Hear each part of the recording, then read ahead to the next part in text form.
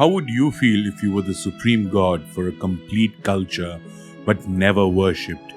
Hello everyone and welcome to another episode of Mythlok with your host Nitin Nair. In today's episode we will be looking at a supreme god from Indonesian mythology, especially from the regions of Bali in Indonesia, who is associated with creation as well as being the supreme being in the complete cosmos but is never worshipped. In Indonesia, Acintya is regarded as a supreme god, and he is usually worshipped in Bali due to the culture's tendency for monism. This deity is similar to Brahman in Indian Hinduism, and he is also featured in traditional Wayang or shadow puppet shows. In Hinduism, all living things are believed to be manifestations of the Acintya in Bali. The statues of Acintya feature phallus-like protrusions on the body, which imply that he is regarded as a fertility and sun god in various manifestations. The elegant shape of his body is said to be inspired by the dance form of Shiva. Due to the various vulnerable parts such as the flaming or a phallus shapes, these statues are incredibly hard to carve. In addition, Acintya, who is also referred to as sun god, is often depicted undressed. All of this does not negate the fact that monism was impressed upon the Balinese and the Indonesians in general once religions were codified and declared as part of their constitution.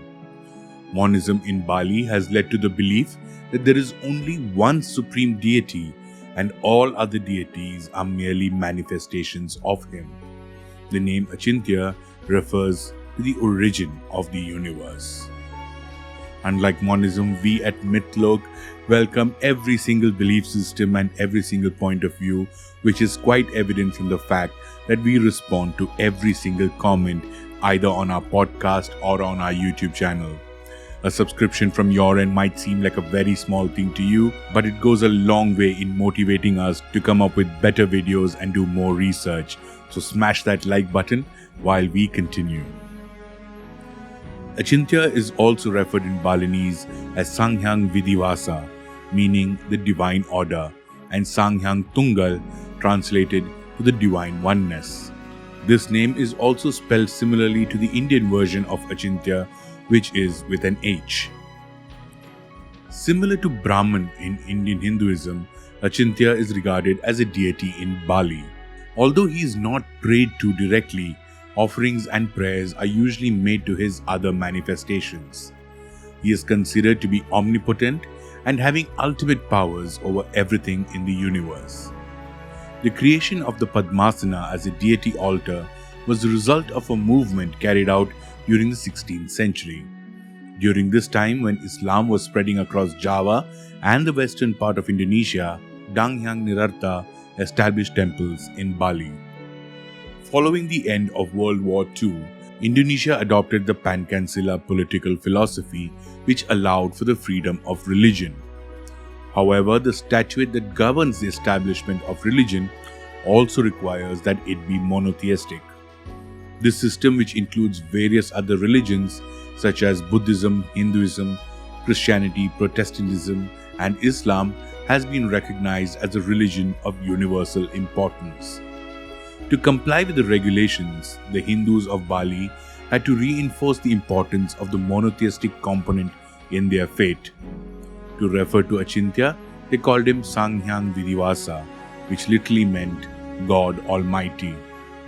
Although this term was used by Protestant missionaries during the 1930s to refer to the Christian God, it was regarded as an acceptable description of the Hindu deity. This shows how far the Indonesian Hindus have come in order to preserve their culture by slightly bending it alongside acceptable lines to conform with what the philosophy of the nation as a whole is. We at Mythlok admire the initiative and also extend our full support to the beautiful way in which the Balinese have decided to safeguard and preserve their traditional beliefs while also emphasizing the fact that they are Indonesians first and following the rules of the state as well. We will be looking at a lot more interesting such characters in the days to come. So until then, to stay updated with all our updates, hit that subscribe button and stay tuned for a lot more videos. This is your host Nitin Nair signing out by reminding you once again that Mythlok is the home of mythology.